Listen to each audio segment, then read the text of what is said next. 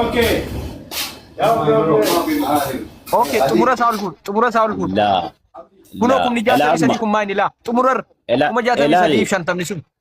إلا توكي برين كوني برين أمرت غير برين سرت غلاجرا Ah. جنان أي غليرا جدي سكرين شوتي برين Hey. ساتي سنة غلاجرو باسينا تيرجي أتشمان في دي غريرا غديس برين غري كان أولي كان غافا غويا تربا كان أولي تمالي كان غافا غويا سديمتي wanni ati beekuu qabdu kan abbaa kanaaf jechuudha amma ijoolleen garee keessa turan illee asirra jiru ijoollee as jala jiru jechuudha beektaa birriin kuni kan kiyyas miti kan ijoollee garee keessaa miti namni dhuunfaa tokko birrii 63,500 hin galchine tiraanisfer namni godhe tokko hin jiru birriin sassaabamee illee maqaa nam tokkootiin akkas tiraanisfer godhame tokko illee hin jiru. Okay. Kana gaafin kiyya addeebii gaamma addeebii. Ani immoo kanatti itti gaafatamummaa nan fudhadha. Abbaan birrii kanaas dhufee kallattii birrii kanaan gale tokko ibsa gochuu danda'a. Kana duratti immoo tokko osoo as keessaan bahini sagalee wayiin si dhaggeeffatu. Aayirootti deebii yeroo tokko rishiitii isa kuma 26 sana mul'isi. Okay. Qoy waan kaalkuleet godha. Aayirootti deebii. Qoy tokko si mul'isa. Kuno. Akkamitti akkana ta'e yoo jette birrii 26 fi birrii 33 akkamitti ta'e yoo jette idaamni birrii ijoolleen birrii Itoophiyaa galchite birrii 24,500 fi birrii 90 ture. Birrii 30 yaafni waa kaalkuleet gochuu kana Aayirootti deebi'ee. Okay. Amma idaamni ijoolleen achi keessatti galchite birrii 24,590 ture.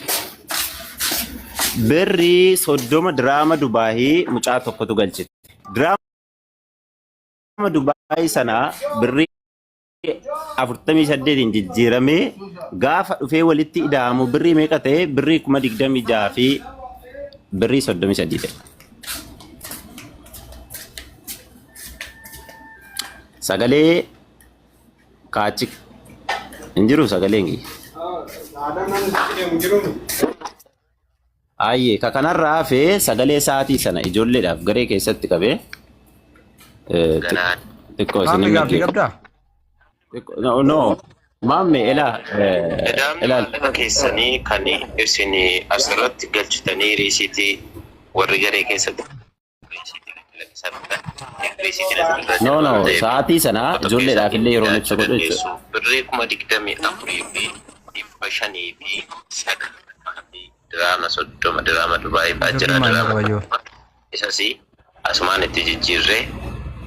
Gobaasi kun sagalee namaa waan godhu yaa kinamni sagalee kanarraa waan tokko hubatu hin jiru. Sagalee dhiisi sagaleen namaa rakkoon qabu. Sagalee dhiisi yaa waan siin jedhu tokkummaan. Anamma sagantaa biraa qaba borgalgala deebinu isa san illee kaalkuleet godheeti waan Murree baana. yaa akki siin hin jenne qoy hin xumurra rakkoon qabu hin xumurra sagantaa biraa qaba wallaahi ani bakka biraati amma sa'aatii 10 kanarratti sagantaa biraa qaba borgalgala kaalkuleet godhee waan hagana bira geellee kaalkuleet godhee kuma 26 waan inni jedhu kun illeen ana akka kiyyatti natti hin fakkaatu.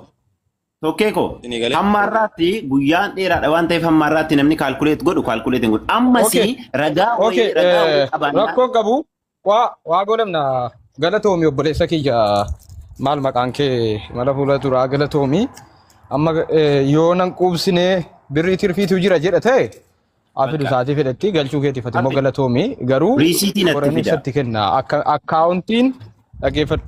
Akkaawuntii abdii raggaasaa jiru guruupii irratti walitti qabuun adeemsa dogoggoraati. Amma fakkeenyaaf akkaawuntii dhuunfaa irratti namni kun nama aktiif ta'e miidiyaa irra jirudha.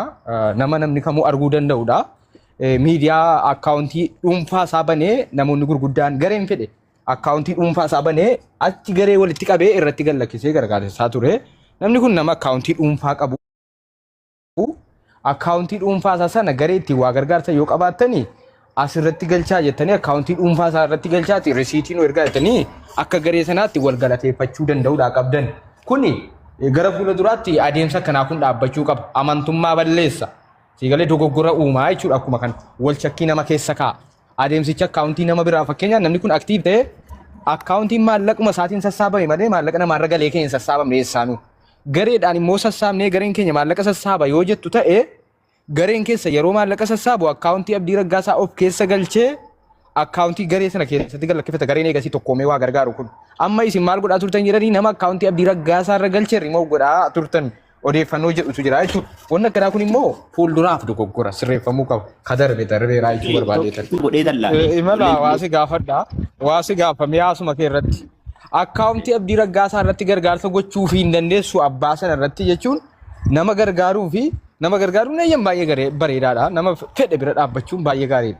Akkaawuntii nama dhibame sana irratti gargaaruu rakkoo qabaa garee uumanii kottaati galchaati risiitii garee keenya kana irratti nuuf ergaa akka garee kanaatti waan gargaarre wal agarsiisuu qabna tokkoomne gargaaruu qabna jedhee namni gargaaruu hin danda'u jechuun dirqama nama gargaaruuf akkaawuntii isa dhuunfaa achitti karaa biraatiin dallaalummaan galu amma akkaawuntii kun isa akkaawuntii dallaalaati sababni isaa tokkorraa fuudhee tokkotti dabarsa akkaawuntii tokkotti dabarsu waan ta'eef dallaalummaan dhaqee nama akka kiyyattan siigalee egaa ishi gareen kan kee nama gargaaruu fi dirqama akkaawuntii filachuu qaba. Nama dhibame sana bira dhaabbachuu hin qabu. Akkaawuntii nama dhibame sana irra galchuu hin qabu. Gaaffiidha. Okay.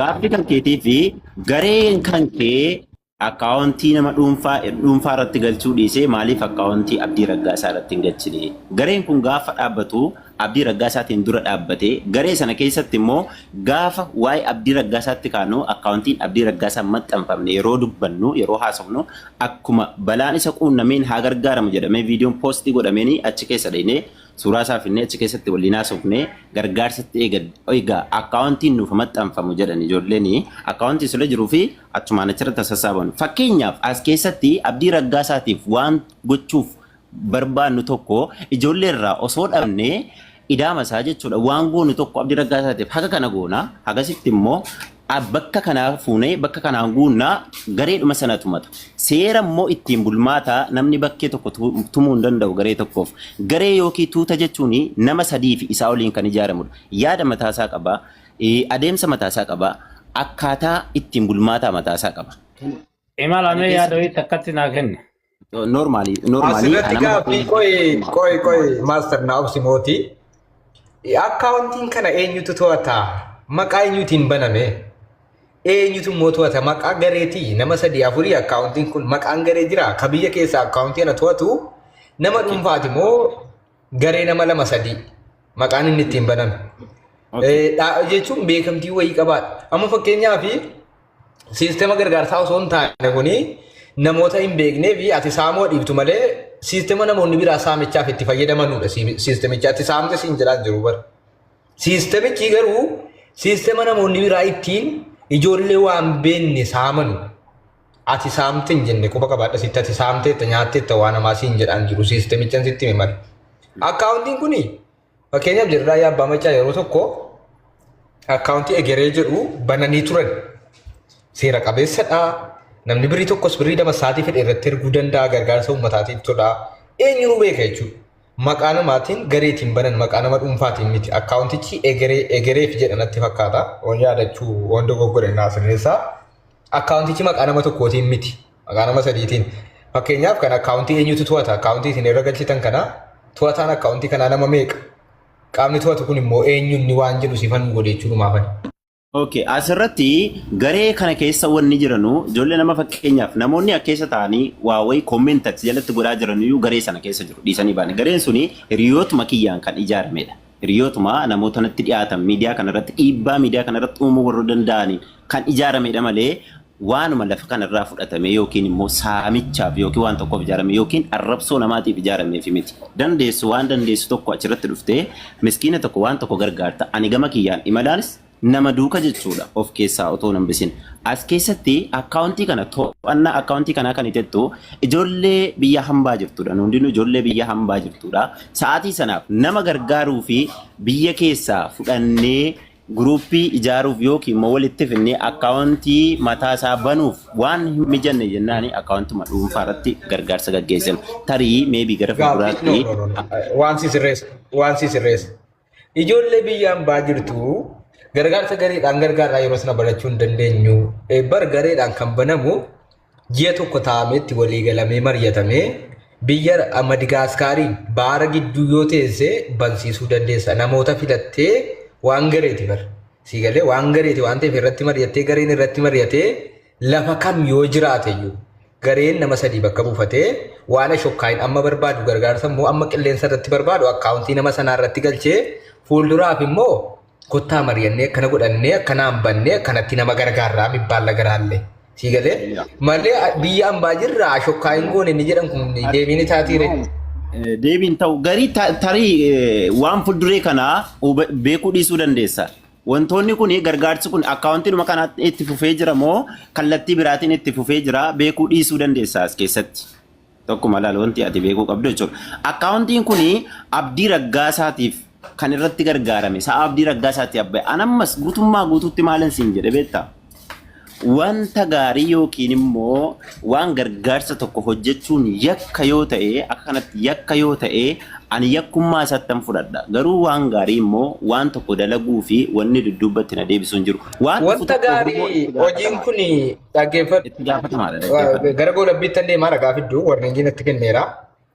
Wanta gaariin hojjenne akkaawuntii dhuunfaa irratti gargaarsisu wanta gaarii miti wanta badaadha. Akkaawuntii nama sanaa nama gargaaruun wanta gaarii. Si galee dhaggeeffadhu. Nama gargaaruun wanta gaarii eeyyen sirriidha. Garuu akkaawuntii dhuunfaa irratti kottaa nama gargaaraadha. Akkaawuntii dhuunfaa garee hidhanii akkaawuntii nama dhuunfaa tokko utuu abbaan miidhamaan qaamni miidhame sun utuu jiru. Akkaawuntiin nama miidhame sun utuu jiru. Si galee akkaawuntiin nama miidhame rakkoon irra ga'e utuu jiru akkaawuntii nama dhuunfaa bar utuu inni miidiyaa irratti maxxanfamu addabaabaa irra ba'e utuu maxxanfamu jechuudha. Ilaalaa karaa biraatiin gargaara jechuun tola ooltummaa miti. Balleessuu ooltummaa. Balleessuu ooltummaa. Isa kana koo keessa deebi'ee ibsuun barbaadu dubbadhee ture baramma. Abdii Raggaasaatiif sa'aatii sana keessatti ilaalla. Abdii Raggaasaa amma gargaaruun amma riisiitii Abdii Raggaasaatiin itti gaafatamummaa yookiin immoo waan tokko na fudhachiisu tokko fida ammas nan fudhadha. Inni lammataa immoo dhugaan osoo jirtuu fakkeenyaa dhugaarra hin ejjetina. Dhugaanii hin qallatti malee abadan itti hin cittu. Dhaggeeffadhaa wanni sitti himu. Tarii siyaasa afaaniin garee keessa nama meeqa jira? Ilaala dhaggeeffadhaa. Walamansiisuu dandeenya. Waan feene jennee walamansiisuu. Dhaggeeffadhu sitti hima. Dhaggeeffadhu kiyya fixeen kaa. Keessa nama meeqa jira? Kiyya fixeen kaa dhaggeeffadhu sitti hima. Haasaa kiyya. Guruupii kee keessa nama meeqa jira? Gabaabsi wallaahi sa'aatiin qabu. Gabaabsi guruupii keessa nama meeqa jira? Guruupii kee keessa? Tokkee waliin amma tokkee waliin haasaa jira. Gaaffii yoo qabaatte. Maamad ilaa miidhaga maaloo imala. Warra isii himate kanallee hin beeku. Warri hin beeku. Ati fakkeenyaaf tokki akka gama keetiitti maal beektaa? Akka gama keetiitti. Dhaggeeffadhu. Ani yookaan siyaasa wayii namaa wal loltee dhuftee quban qabu dhugaadhuma sitti maa jira malee yookaan namaa walii wal xiiqii qabdee dhuftee ittiin beeku an dhugaadhuma sitti maa jira malee. Ati quban qabu. An wannan dhaggeeffadhu. Waanuma argitu. Waanuma itti himamee fi waan dogoggoraa sirreessuu yaalaa jira malee. Nama waliin wal loltee dhuftee miti garuu nama gargaaraa jira tola ooltummaan oolu akkam jette tola ooltummaa miti kun saamicha ooltummaa malee maaliif yoonaan jette akkaawuntiin sana dura bocame Abdii Raggaasaa dura bocame dhimma Abdii Raggaasaa akka dingata dhufeetti kanatti natti himaa jirtu dura teessanii mari'attanuu garee waa gargaaruun akkaawuntii waliin utuu mari'atin akka lafa duwwaa teessanii akkaawuntii lafa kaa'attanii teessan eegasii gargaaraa jirtu walitti dhufee namni gareedhaan si galee. Akkaawuntii nama sadiin banatee gaafa rakkanneen maallaqni irra nuuf taa'u jedhee irra kaa'ataa jechuudha. Si galee boca akkanaa Mubaarak boca ijoollee danuu kasaarsee ture. Oo dhugaa dubbanna ta'e boca akkanaa jechuudha. Kunoo Mubaarak riyyaan kiyya nama danuu kasaarsee ture boca hannaatu boci kun beektaa sirrii miti waan akkasii namni gorsi himachuu danda'a. Waa baduu danda'a gorsi himachuu danda'a. Waan akkasirraa immoo of eeggachuun dirqamaa jechuudha. Sirrii miti kun adeemsi kun gonkumayyuu sirrii miti nama gargaaruun sirrii. Akkaawuntii dhuunfaa ofii dhaqanii maxxansanii kottaa irratti gargaaraa jedhanii garuu uumuun abaluun gargaaraa jechuun sirrii miti. Akkaawuntii nama aktiif ta'eeti namni kun nama noormaalii tokkoo miti. Nama sirriitti beekamaa sheekni qeesiin akkaawuntii isaa karaa fedheen maxxansaa jira markaza keessatti masanjara keessatti akkaawuntii nama kanaa maxxansaa jira. Isin garuu akkaawuntii bakkee jiru dhiibtanii kan icciitii keessanii filachuun sirrii miti jechuun barbaada itti fufi.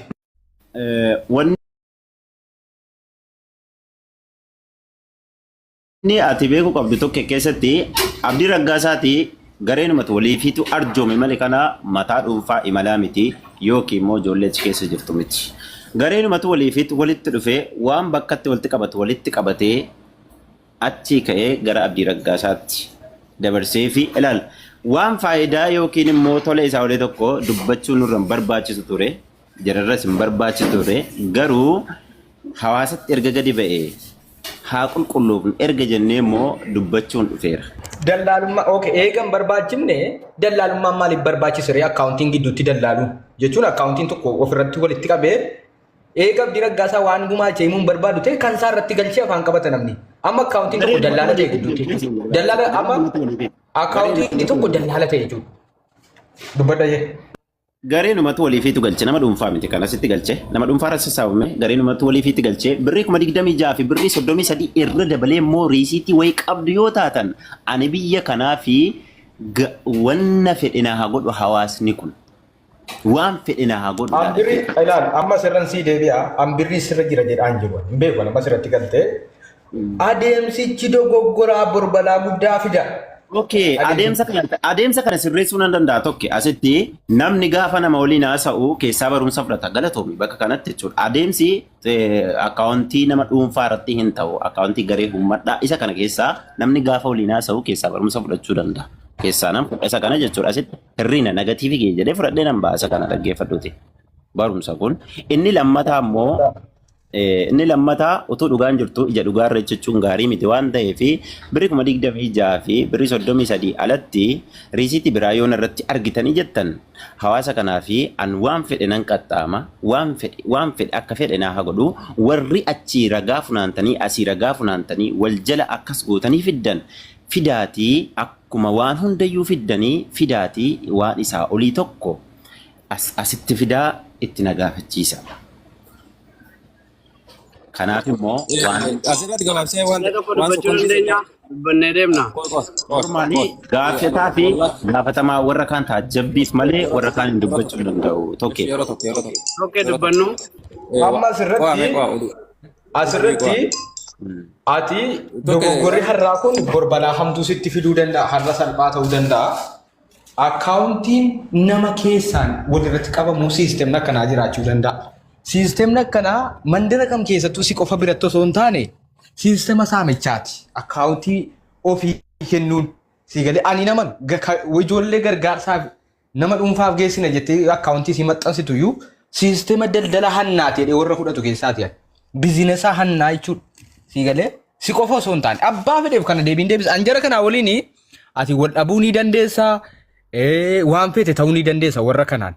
Warra ammaa kanaan jechuudha. Asumaan wanni sitti maddu tokko dhiifama waliin mooditara kan kee Iliyaamii fi oduu duriitii dubbii kana waliin haasa'uun barbaadu.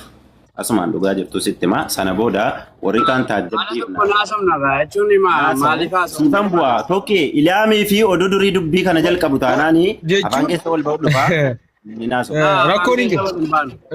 Rakkoon hin jiru. Wanti dubbatamu hin jiru barra gaadha malee dhaggeeffadhu. Ani dhaggeeffadhu sitti. Waa walii eegal. Asirratti waan tokko ifa godhuu qabu. Ani maammee na gaafatu akkuma maammeetti funaananii kennan waan hundaa kennan maammeen na gaafatu murtii murteessii kan taajjaba. Oye gobazi kiyya. Maammee waan sii namni gaafadhu jarri kaan hin callisaa. Waan sokontii soddoma ngeen nannu faalloliniiti tartiibaan gaafadhu ishii an biran jiruuti. Namni biraa jalan dubbatin oduu durii namni ni jedhu kun jalan dubbatinii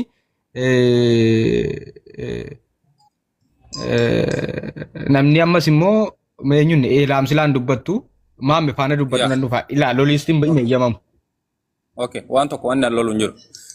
Waan kana asirratti wanni ati beekuu qabdu yaa imalaa kiyya wanni ati ana qofa irratti as gombiftee ana qofa irraa eegdu tokko illee hin jiru maaliif jennaan dhimmi maammeen as keessaa qabu dirhama takka hin qabu maalleen dhanachi keessatti galchee illee hin jiru.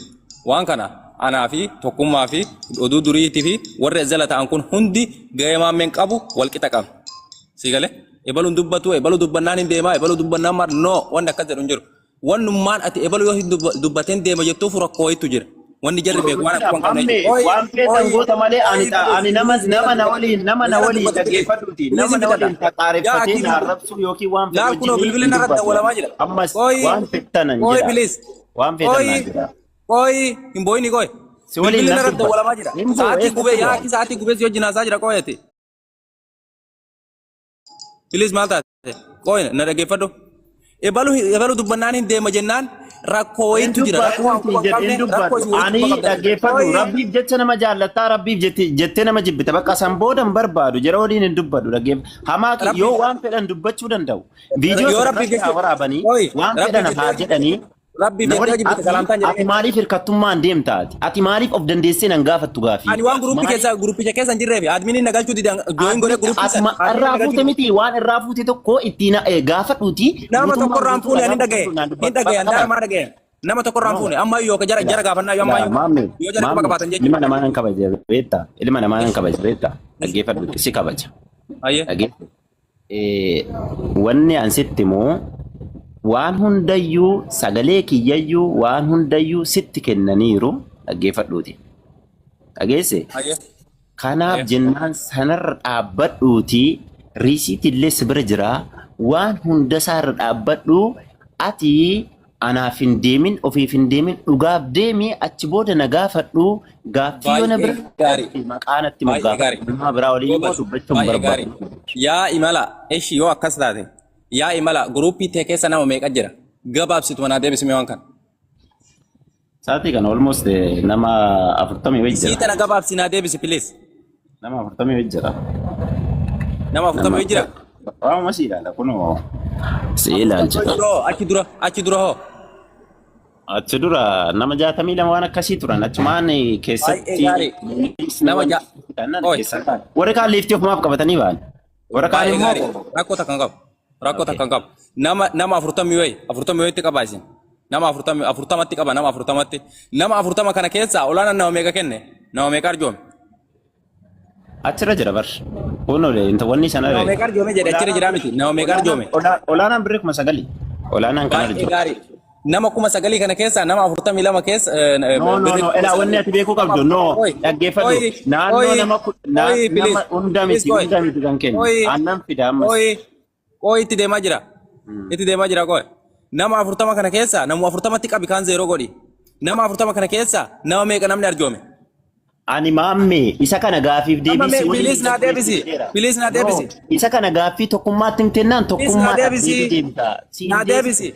siin deebisu tokkummaa fan deebisa tokkummaatti mi tokkummaa fan deebisaan nama dhuunfaa tokko hin deebisu. Normaali amma si gaafataa jira tokkummaan gaafii ol gaafadhaa jedhee deeme. Bilis isa kana na deebisi.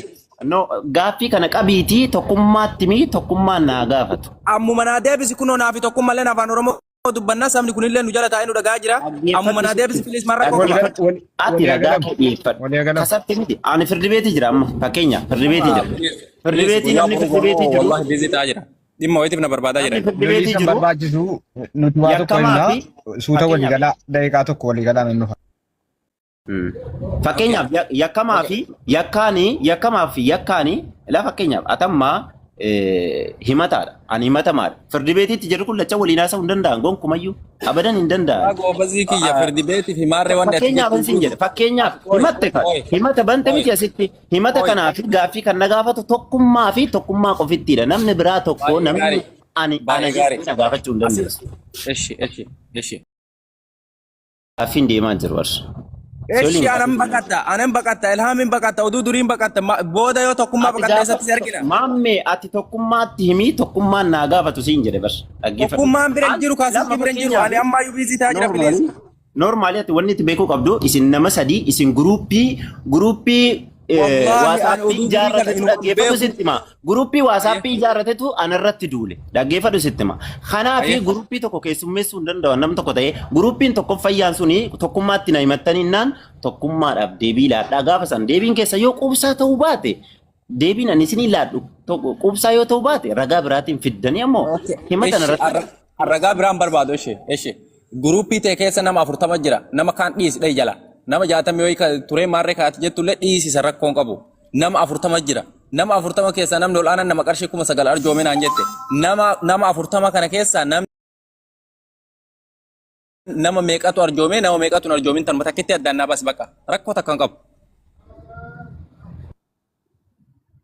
Sorry, naumayyuu mana kan koo keessa jiru baay'een isaasitti moqoof dhiifama guddaan dogoggoree isa kana tokkummaadhaaf dhiisiiti tokkummaa fatta deebisa haa dhufu tokkummaan. Maaliif waan har'an dhageenye tokko waan anaafati waliin haasofneen dhageenye tokko. No, afaan irratti na wajjin haasa'uu hin dandeettu jechuudha.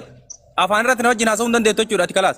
Si waliin hin haasa'u viidiyoo narratti waraabde deebii narratti waraabde malee si waliin haasa'u tokkummaatti miti alaamma sitti meera dheengadda gaafan himataaf gaafan dhiyaadhu maal jedheen sitti himataaf gaafan dhiyaadhu maal jedheen sitti Qoy borkootaan sagantaa biraa qaba jedhe boru galgala bakka sa'aatii kana yookaan sa'aatii kana dura sa'aatii sagalitti anillee ni deebi'a atilleen sa'aatii sagalitti deebi'iiti nama achi keessaa ka achi keessatti arjoome herrega isaatiin anillee waan agarsiisitti haga na bira ga'e ofirkaa qabdu isin siyaasa wayii taphatartu malee guruppii Wal argina. Bakka riisiitis baataa jirtu sagalee kiyyas baataa jirtu namoota nama arjoomes beektu. Oke, wallahi bizi tajira mana ragaa imala. Ani leebaa uf deema imala. Oke, borgal Fuulduratti borgal garuu saati sagalitti. wanta akaawuntii dhuunfaa irratti waa walitti qaban balaa hamtuu Kuma diidamii jaawwanni jedhu jiru yaaqii kuma diidamii jaanama. fidaa waan hafe booda walitti deebina. Toke isa kanatti akkaawuntii dhuunfaa kan Warningii kenneera walitti deebina warningii kenneera. Oh yeah. Ya, borgal gala walitti deebina gobazi ayyana kan tura. Warningii na baasee.